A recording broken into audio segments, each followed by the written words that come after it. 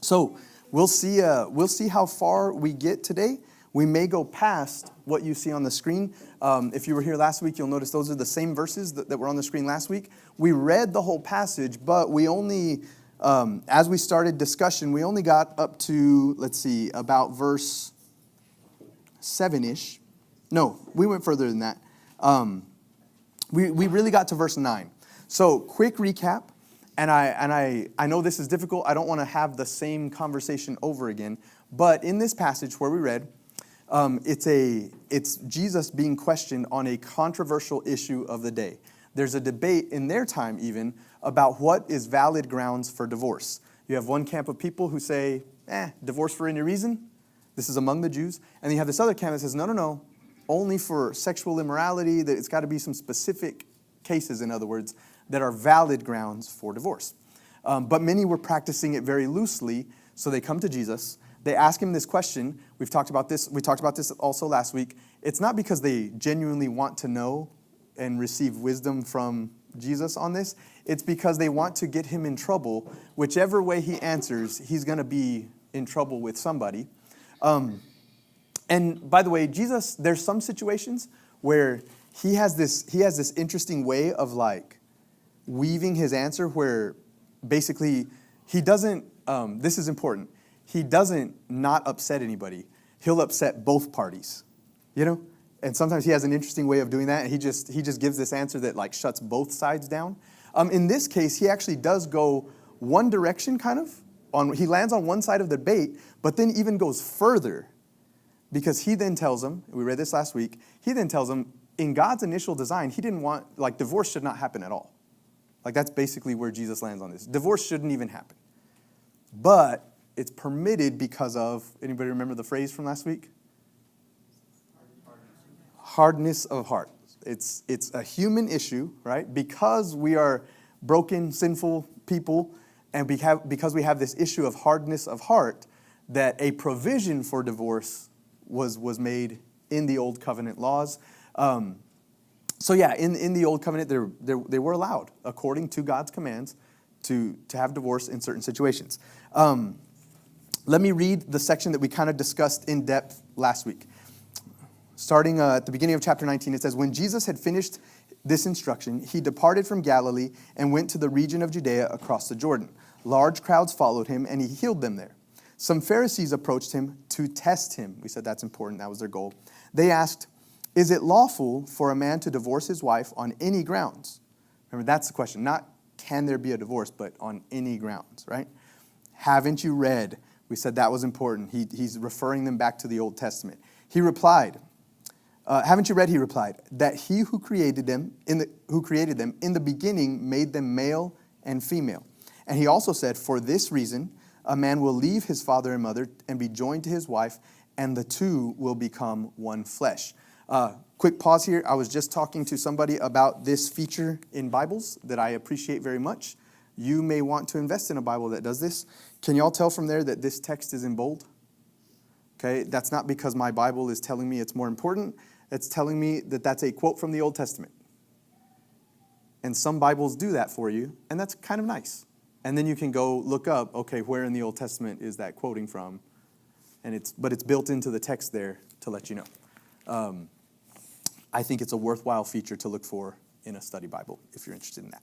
Okay, because if you're not told, by the way, you can read the New Testament and have no idea how much is really just being repeated from the Old Testament. And it's a good thing to realize that. So anyway, that's a good feature that you can look for in a Bible.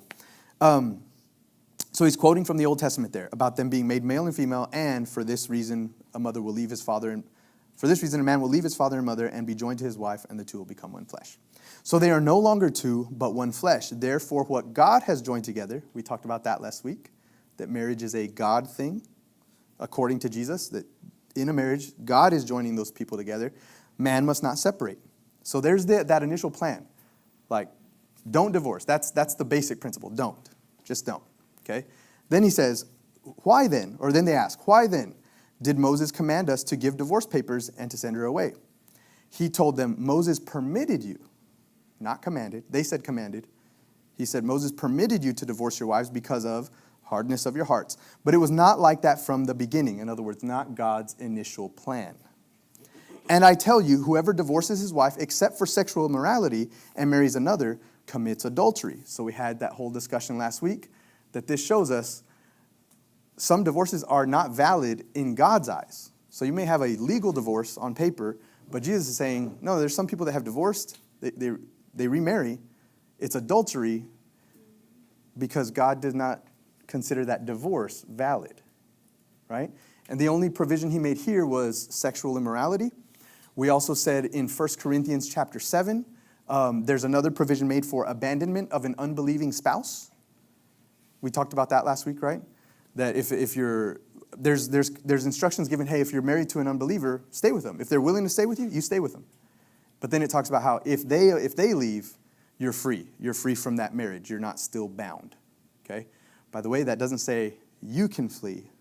It says if the unbeliever flees, okay? So we talked about that provision, and then I threw in a third that is never clearly stated in the Bible, but it's a principle we see with other of God's commands, is that when human life is in danger, I think another exception can be made.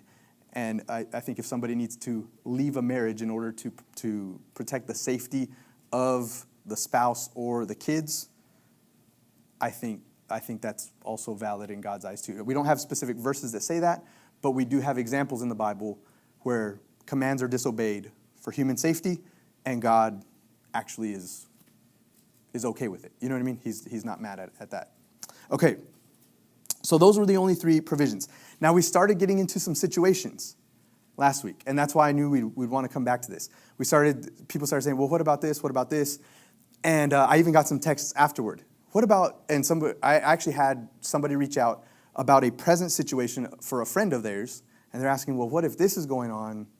Should she leave that person? Because this is there's no way we're going to cover every situation, okay? So that's just not going to happen.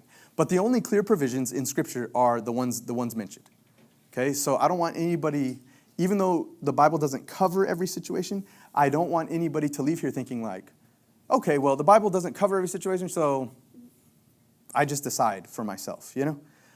The only clear provisions we have, permissions that we have, are those three situations. Sexual immorality, right?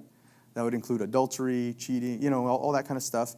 We even said maybe last week, even possibly the issue of pornography, if it's unrepentant and no change and refusal to quit, all that kind of stuff.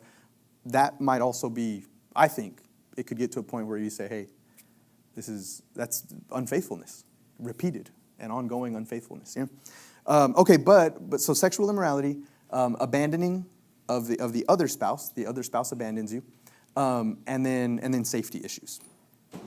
The reason I want to state that very clearly, I don't think it's a coincidence that God doesn't give us many provisions for divorce.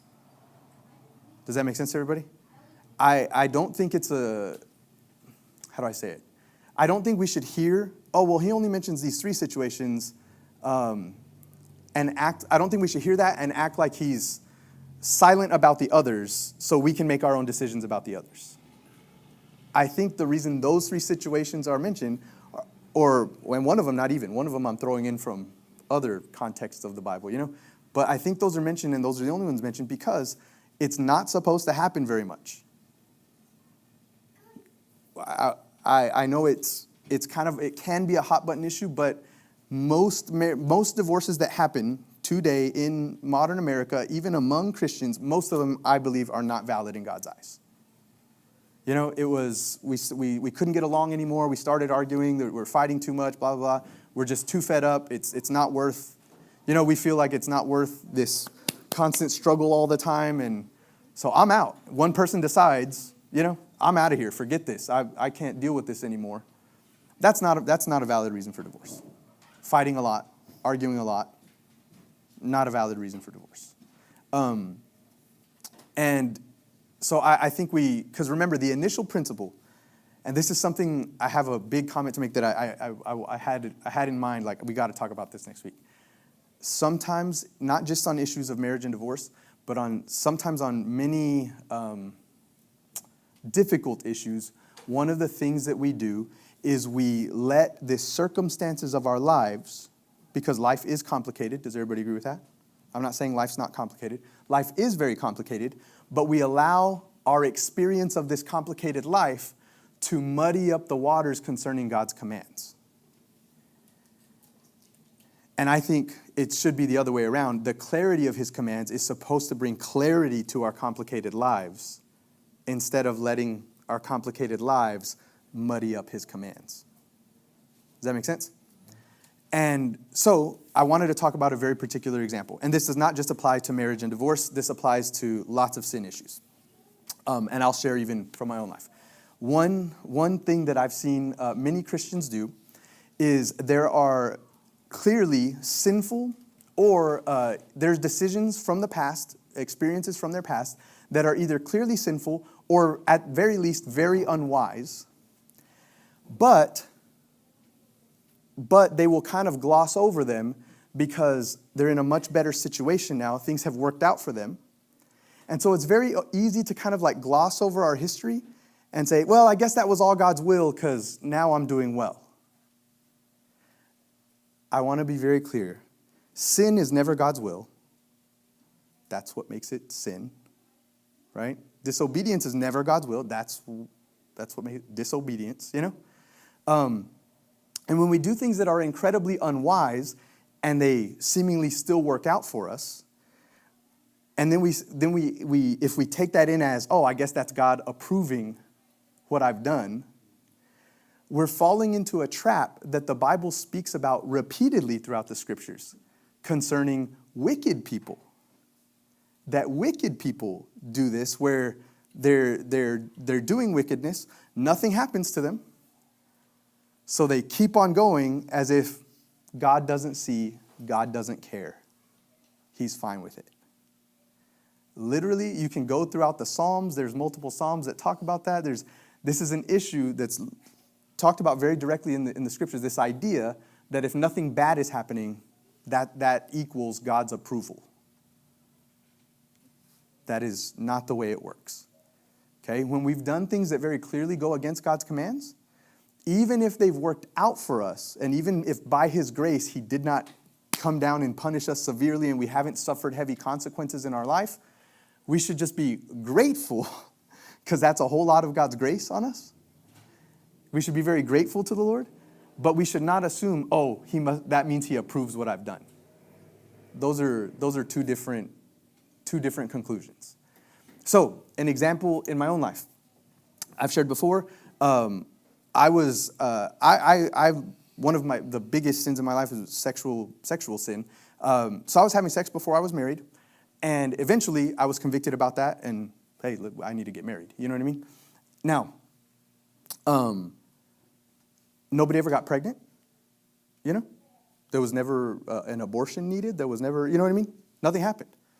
I could, and eventually I married that person. It was, you know, me and Lindsay are married now. So I could look back, and we've had a strong marriage. We've been married, it'll be 15 years in December. We have 2 beautiful girls. By many people's metrics, would everybody say, could everybody say, hey, you could say it's worked out. It's worked out beautifully. I could very easily look back. And by the way, I've had even other people kind of say this to me about my situation. Well, that's who you're supposed to be with. Like, you loved her, and there's nothing wrong with that. Y'all eventually got married. Does that make sense? And I can kind of gloss over the fact that that's sinful because it worked out. And act like that all, you know, God approved of all of that because he still blessed me. That's garbage. It's silly, and it's lying to ourselves, and it's, you know what I mean? So the reason I'm bringing this up is because I know for a fact there are situations where people, when it comes to the actual issue we're talking about in this passage, when it comes to the issue of divorce and remarriage, I know there are people who had a terrible first marriage, divorced, much better second marriage. Okay? And because it's going well, they may assume, and because God has blessed them in their current situation, they may assume that first divorce was the right thing. What I'm saying today is that doesn't mean that. It might have been totally the wrong thing, and by God's grace, He's just kind enough and generous enough, and yes, He's blessing you in this new marriage. That's like saying if you go rob a bank and the cops haven't caught you yet, that it's okay to do it, you know? Yeah, very good. Yeah, so let's say I rob a bank. I have all this money. I rob a bank. I don't get caught, and then I say, "Look how much money the Lord blessed me with." You know, and assume that I have His approval because I never got caught, and I'm wildly blessed now. I could say, you know, and I'm able to, you know, I bought land and we're building a house, and you know, look how blah blah blah. God has blessed me. The fact that we don't experience immediate, or that sometimes we don't even see any consequences for our actions, is evidence of God's grace, not always evidence of His approval. This is very important. I've seen this in some other areas where we assume. This is totally off topic, but kind of connected. I think you'll see what I mean. I've seen situations. So here's a common situation: is people in leadership in churches, because they're very successful business people, and the idea is God has blessed them; they must be very holy. Those two are not necessarily tied together at all. And I've literally had a conversation with somebody about this who kind of believed that way. And I said, just think about it. We have full-on atheists who are like the richest people in the world. By that logic, like, you know, God's hand is just on their life in a mighty way. No, they're working the world system, and they know how to work it, and they know how to be successful. They make good business decisions. Whatever. Means nothing about their holiness or their devotion to the Lord.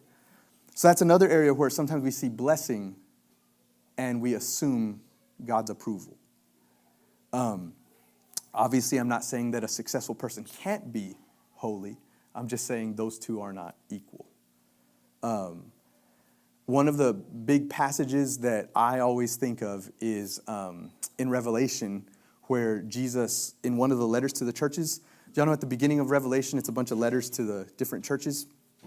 And one of the letters, at least to me, it's kind of touches on this issue. They believe that they are walking rightly before the Lord because they have everything they need. It's the same idea. They're blessed, so they assume they're right with God, right? And Jesus has very heavy words. We should go read it, right? Yeah, let's read it. This is worth reading. Let's go to Revelation chapter 3, I think it is. This is worth reading. I love this passage. This was probably the passage that locked it in my brain for me, that blessing does not mean you have God's approval. And let me make sure I'm thinking of the right one.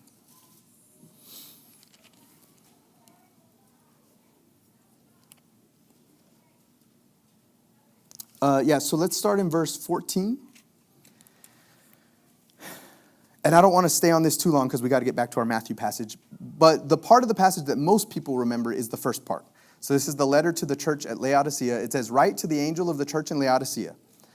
The Amen, the faithful and true witness, the originator of God's creation says, I know your works, that you are neither cold nor hot. I wish that you were cold or hot. So because you are lukewarm," if you grew up in church, you've probably heard this term at some point, right? "Because you are lukewarm and neither hot nor cold, I'm going to vomit you out of my mouth." Okay, so it's a heavy pronouncement of judgment. I apologize. Y'all probably want to talk about the lukewarm stuff. We're not going to right now. But look at the next part. This is less talked about usually. He says, "Because you say, I'm rich, I've become wealthy and need nothing. And you don't know that you are wretched, pitiful, poor, blind, and naked." So Jesus is calling them out because they say, we're doing great. We have everything we need. Everything's good. He says, you don't even know that you're wretched, pitiful, poor, blind, and naked. And of course, he's speaking spiritually. they have everything they need materially, and they see that as good spiritual standing before the Lord. He's saying, no, you're looking at the outside. On the inside, you're all jacked up. I advise you to buy from me gold refined in the fire so that you may be rich, white clothes so that you may be dressed, and your shameful nakedness not be exposed, and ointment to spread on your eyes so that you may see. This is all spiritual talk. He's saying, you need to come to me and receive all the things that will actually cure all your issues. You being poor and blind and naked, I can dress you and heal you. And you know what I mean? Spiritually. As many as I love, I rebuke and discipline. So be committed and repent.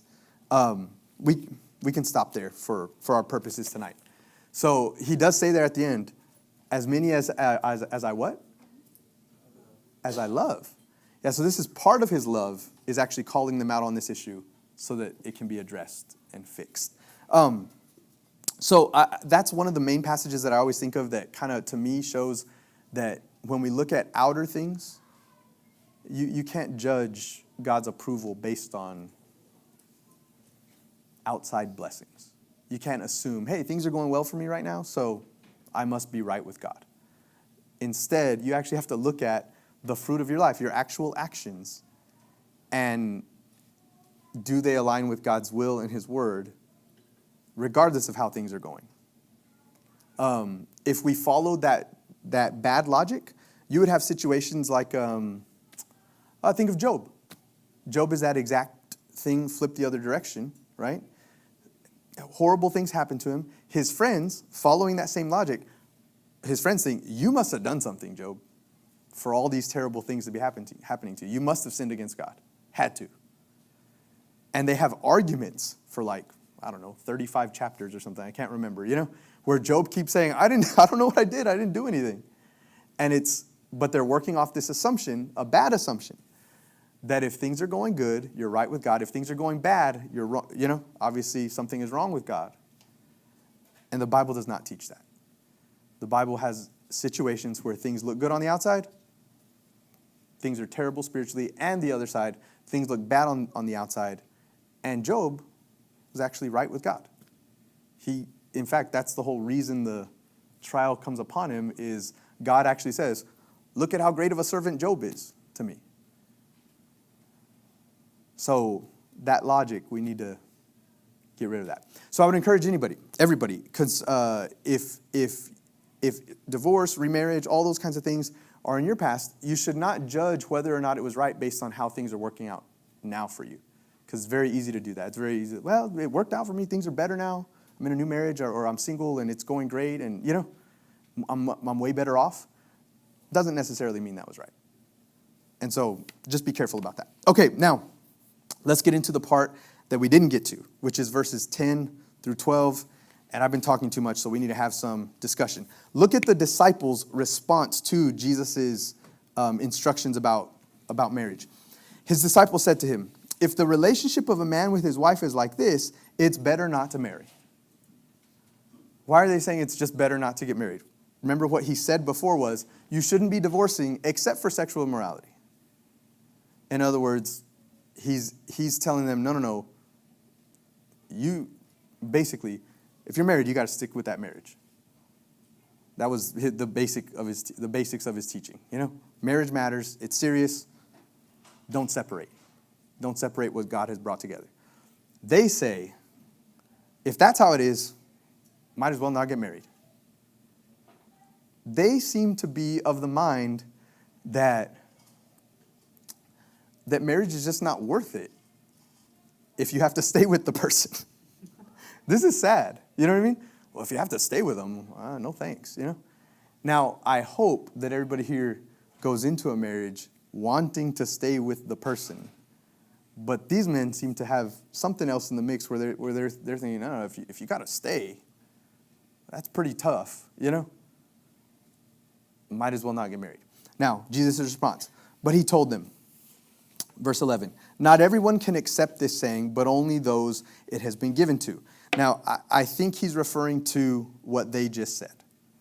I think he's referring to the idea that it's better not to marry. You might as well just not get married. And he's saying, okay, not everyone can accept that, but only those it has been given to. In other words, certain people are going to be called to live by this.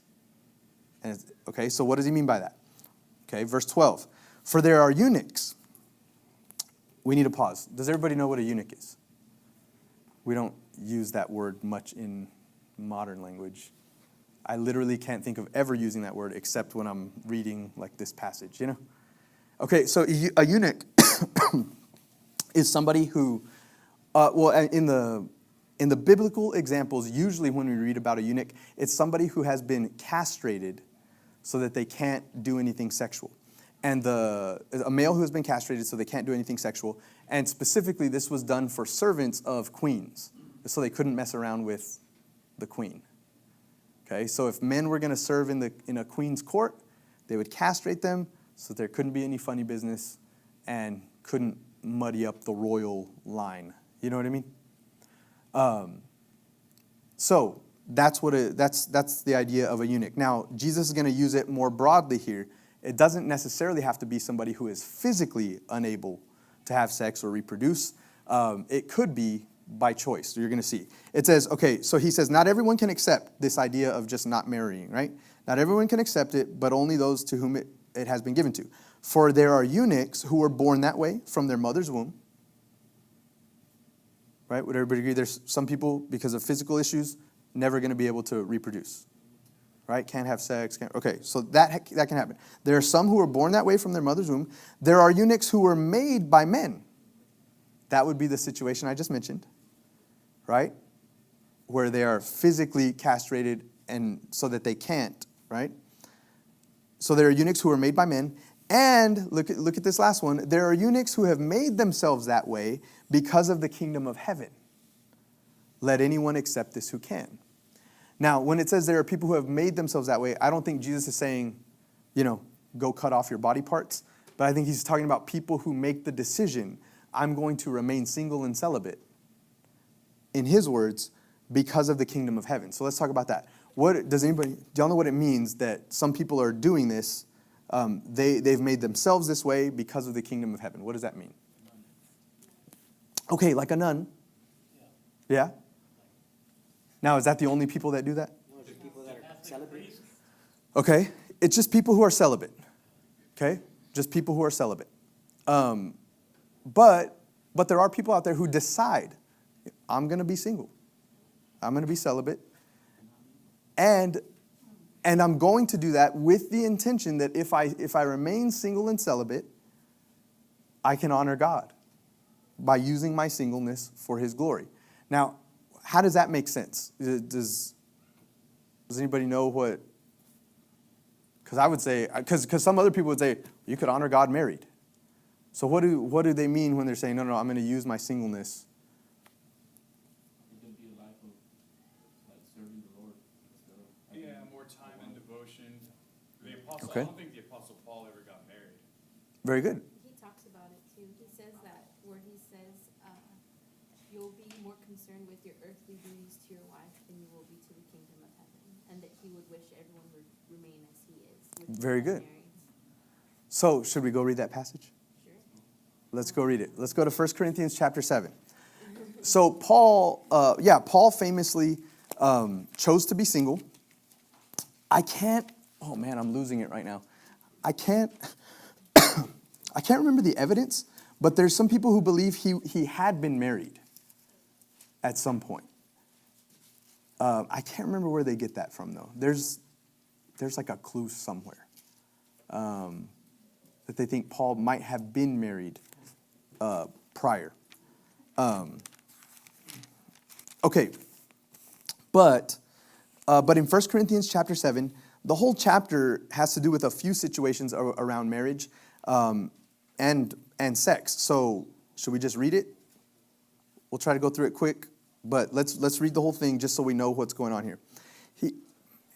The start of the chapter is a good place because he is bringing up a new topic. He says, now, in response to the matters you wrote about, that it is good for a man not to have relations with a woman.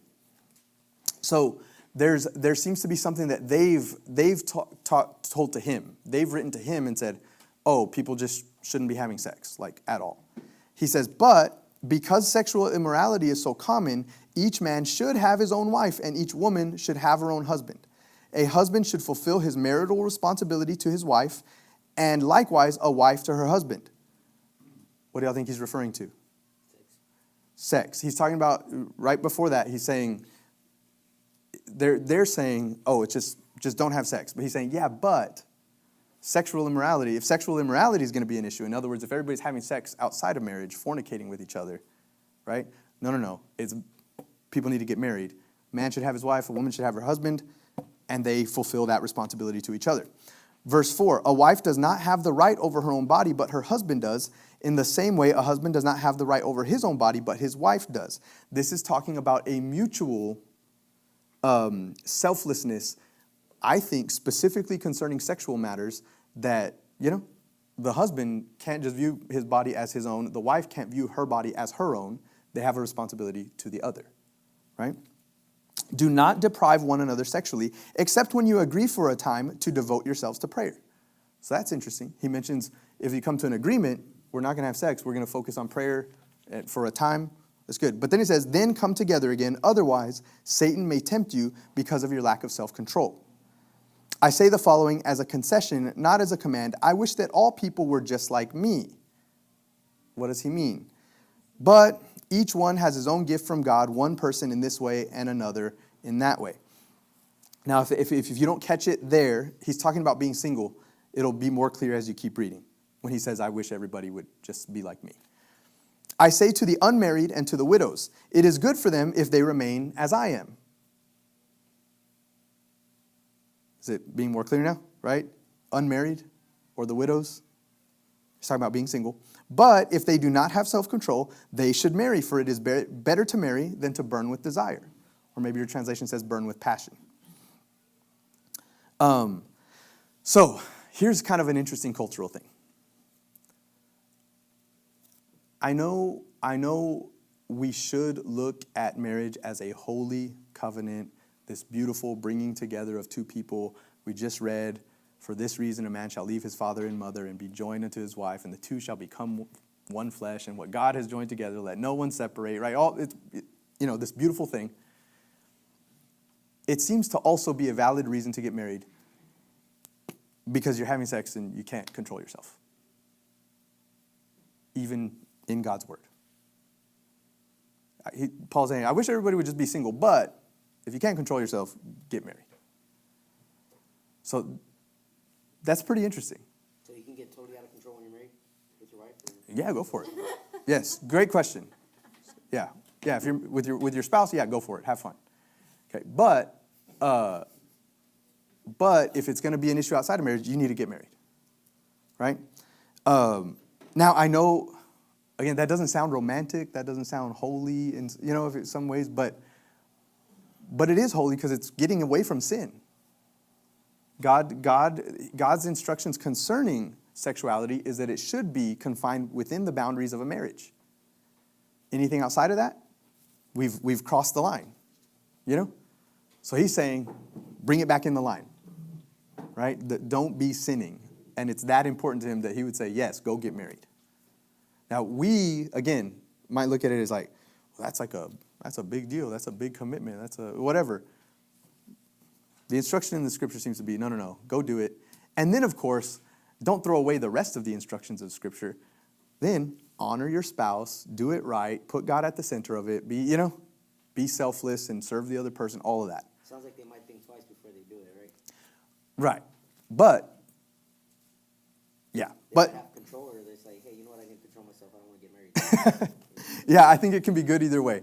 The instruction, I've had this conversation with people, and the instruction is simple. Y'all got to break up and quit it or get married. Make a decision and go with it, and stick with it. And I've been, what's the word? I can't think of the right adjective. It makes me happy.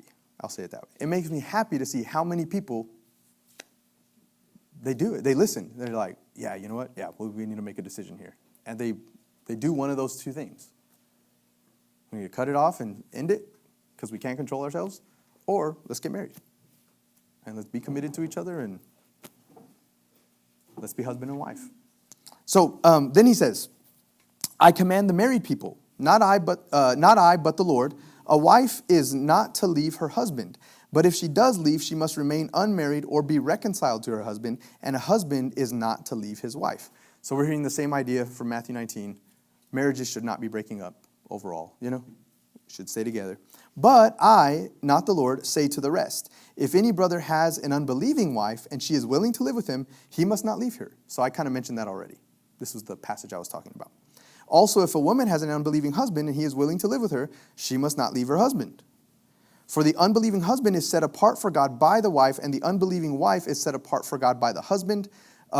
Okay, this section, let me say this. This section is gonna sound real different in different translations, because I think even in the Greek, they have a hard time capturing exactly what is meant. If you read it in a bunch of different translations, I think the overall takeaway is it's to the benefit of the unbelieving spouse that they still have a believing spouse. Right? That because of the believing spouse, that unbelieving spouse is blessed. Does that make sense? So that's why he's saying, if you have an unbelieving spouse, but they're willing to be with you, stay. Doesn't that transition Be with to them. the spouse having a hardened heart, because they're not accepting of the Lord, right? Isn't that? Ooh, great question. Okay, so I kind of touched on this last week. The question was, well, isn't that the hardened heart thing though? Well, it can be, but I think the hardened heart thing in Matthew, in that passage that we're in, was not like a hardened heart necessarily because sometimes we talk about a hardened heart before God. Like, my heart is hard, I refuse to receive the Lord, I refuse to receive Jesus as my Savior. And, and it's somebody who's like a staunch atheist or something like that, and, they have a hardened heart. That's one way that is used. I think in that passage that we're in right now, I think the hardened heart is, or I think the hardness of heart that's being talked about is more the overall just sinfulness of us, the hardness of us, that it's because of our sinfulness, because of the fact that we get angry, we have grudges, you know what I mean? It's hard to do a marriage and to continue being gracious and patient with the other person, and so because of hardness of hearts, there's a provision made for divorce. There was a provision made for divorce. So I think there could be an unbelieving husband who actually loves his wife and tries to treat her well, though. And so not the hardness of heart that the Matthew passage was talking about. The reason I had asked that, because I feel like I would transition into that, because if you don't believe in the Lord, then you might catch yourself sinning, but they might not see the sin because they're not believers. Right. No, it can very well be that. So I think we would probably all agree a marriage to an unbelieving spouse would be difficult. More difficult. I know people, I know ladies who can't go to church, because their husband refuses to go, and that would be fine, like, well, you go, but actually gets upset if they go alone. She's supposed to be home with them. And so they're stuck in this weird situation of, I want to honor God and gather with his people, and, I'm also called to be submissive to my husband. The Bible also talks about that. So how do I do this? But the husband needs to be submissive before God. But he's not a believer. Yeah. Now, yes, the husband should be. The ideal is the husband should be in this with the wife. Let's serve the Lord together. Right, but if they're unbelieving, that's not going to be their priority, So it does make it difficult. So then it says, let's keep going so we can get to the end of this section. It says, verse 15. But there's another one. Otherwise, your children would be corrupt, but now they are set apart for God. Some translations say now they are holy.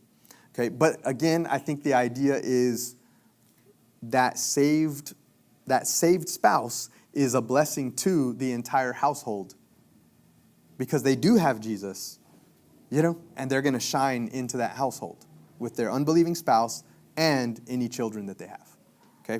Okay, now, but if the unbeliever leaves, let him leave. A brother or sister is not bound in such cases. God has called you to live in peace. Does that make sense? So if the unbelieving spouse abandons, the marriage, in God's eyes, you're released from that marriage. Okay? For you, wife, how do you know whether you will save your husband? Or you, husband, how do you know whether you will save your wife? There he's bringing up, hey, you staying with your unbelieving spouse, you may bring them to the Lord. That's part of the reason they're being told to stay. You might actually lead them to Jesus. And what a beautiful thing that would be, right? So, okay. Is there anything, I'm trying to think if there's still, I think that's kind of where it ends concerning the marriage stuff. So, yes, we do see that it's great for people to be single. Oh, no, we got to keep going because we got to get to that part. I forgot. Let's go to verse 25. Let's skip ahead to verse 25. There's a section there that I don't, you can read it, but I don't think we need it for what we're getting at. But verse 25 says, about virgins. Now, in our culture, virgin, somebody who hasn't had sex. In their culture, that was synonymous, though, with anyone single. And it's sad that that's not a synonym anymore, right? That's an issue in our culture. That'd be cool. It still should be a synonym. You're single, you're a virgin, but, so the word is virgin, but in their culture, that would have meant single, okay, basically. So about virgins, or about single people. I have no command from the Lord, but I do give an opinion as one who by the Lord's mercy is trustworthy. Therefore, I consider this to be good because of the present distress. It is fine for a man to remain as he is, single. Either single or bound to a wife. Either way, remain in your current situation. Verse 27 says, are you bound to a wife? Do not seek to be loosed. Are you loosed from a wife? Do not seek a wife. However, if you do get married, you have not sinned. And if a virgin marries, she has not sinned. But such people will have trouble in this life, and I am trying to spare you. So this is where Delilah was mentioning. If you get married, you will have trouble. What does it mean? And I say this, brothers, the time is limited. So from now on, those who have wives should be as though they had none. Those who weep as though they did not weep. Those who rejoice as though they did not rejoice. Those who buy as though they did not possess. And those who use the world as though they did not make full use of it. For this world in its current form is passing away. For the purposes of today, I'm going to skip all that kind of. Sorry. I want you to be without concerns, because it gets clear what he's talking about in just a minute. I want you to be without concerns. An unmarried man is concerned about the things of the Lord, how he may please the Lord. But a married man is concerned about the things of the world, how he may please his wife, and his interests are divided. So we're hearing the reason that Paul wishes everybody could be single is once you're married, you've got responsibilities now, right? And when he says a single person can just be devoted to the Lord, he's assuming he's talking about believers. You know what I mean? So, you have single people out there not committed to the Lord at all, but he's talking about believers, right? But that single believer can be just 100% committed to the Lord, focused on the Lord. Once he gets married, he's got to think about his wife now, and his interests are divided.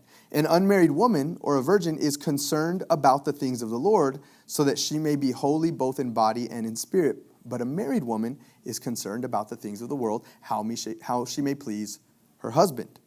Now, I'm saying this for your own benefit, not to put a restraint on you, but because of what is proper, and so that you may be devoted to the Lord without distraction. I think we can stop there. That's enough, because I want to get back to Matthew. I'm going to jump down to 39. There's one more thing mentioned. A wife is bound as long as her husband is living, but if her husband dies, she is free to be married to anyone she wants, only in the Lord. So we have another thing. When a spouse passes away, you are freed from that marriage, right? You don't think, well, no, I'm still married to them, blah, blah, blah. No. You are free from that marriage. You're free to remarry anyone you want. But what was that last phrase? Only in the Lord. Only in the Lord. What does that mean?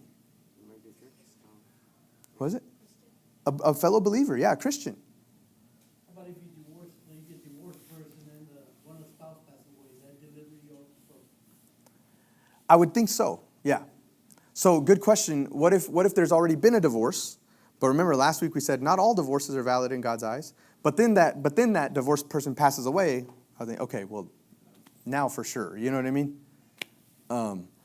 That doesn't mean kill the ex to be released. That was not that's the wrong conclusion. So that I can for sure be released from this marriage. What are we looking at? Okay. So we've seen, so this is important.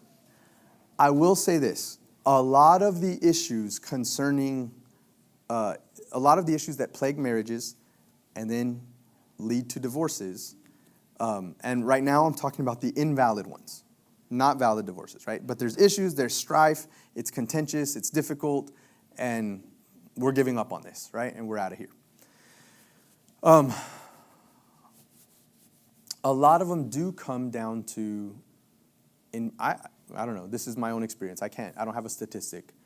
But in a lot of those situations, it's either, it wasn't two believers getting married. That marriage started on rough ground to begin with because the two people in the marriage are not serving the Lord. And what happens is sometimes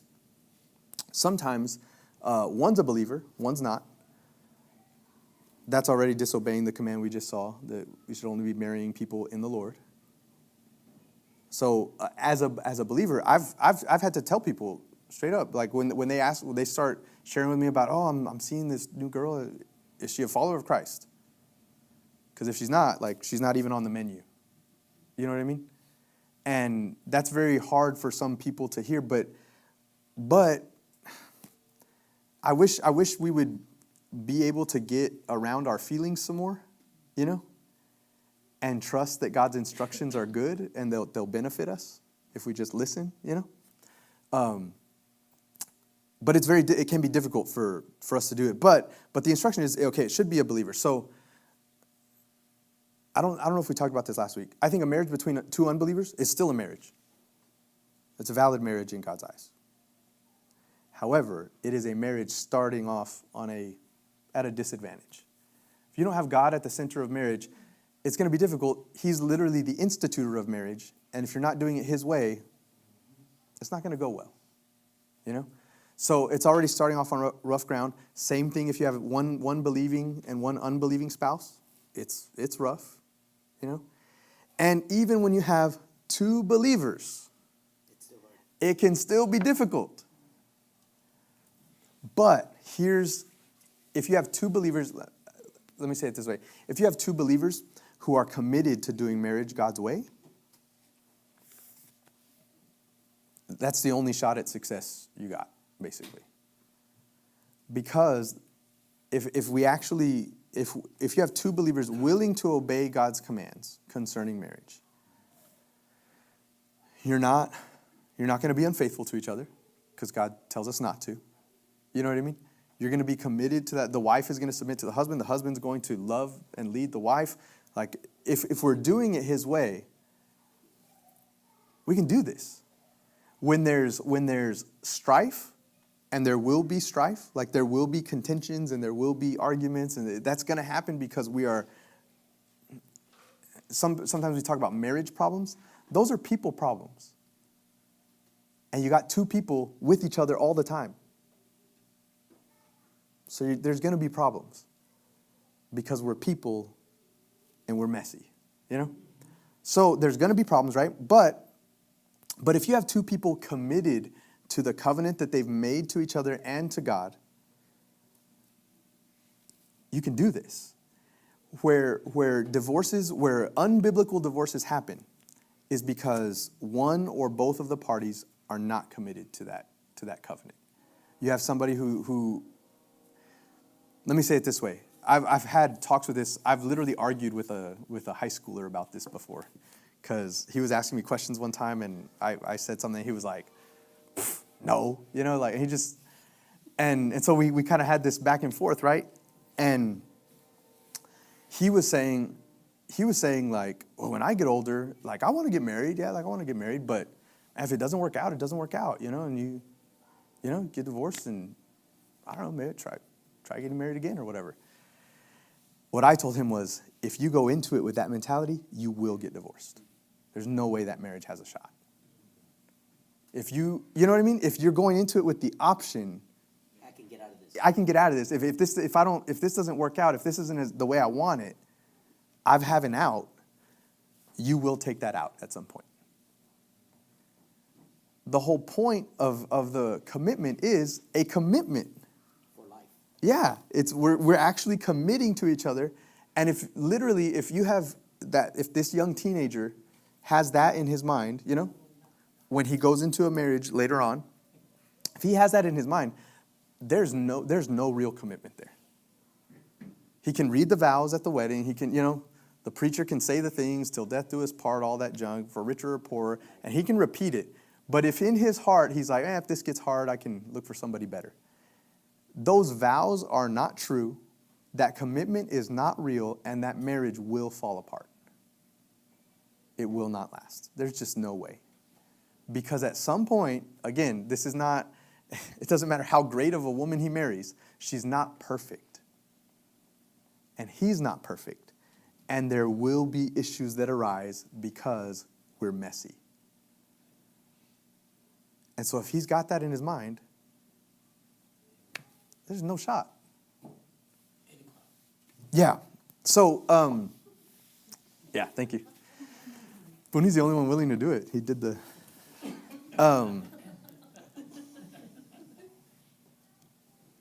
I don't know if we didn't even quite tackle the end of the passage, but Jesus is talking about the possibility of some people, of that idea of, hey man, if that's the way it is, then I shouldn't get married.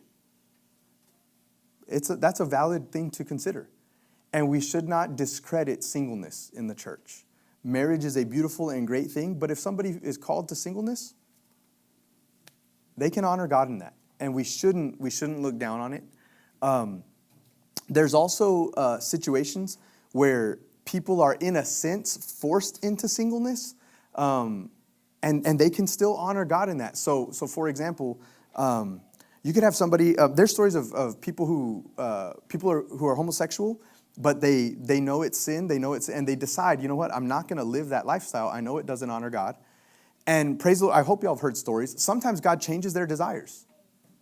And they're able to go into a marriage and have a beautiful, healthy marriage. But there also are some people for whom their desires haven't changed.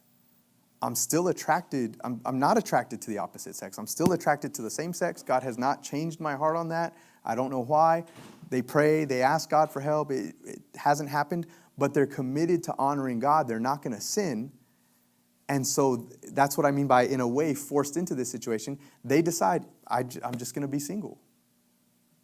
And I'm going to honor God and be celibate, and that's what I'm going to do. That's not a situation that I would ever wish upon anybody. You know what I mean? But it is a situation that glorifies God.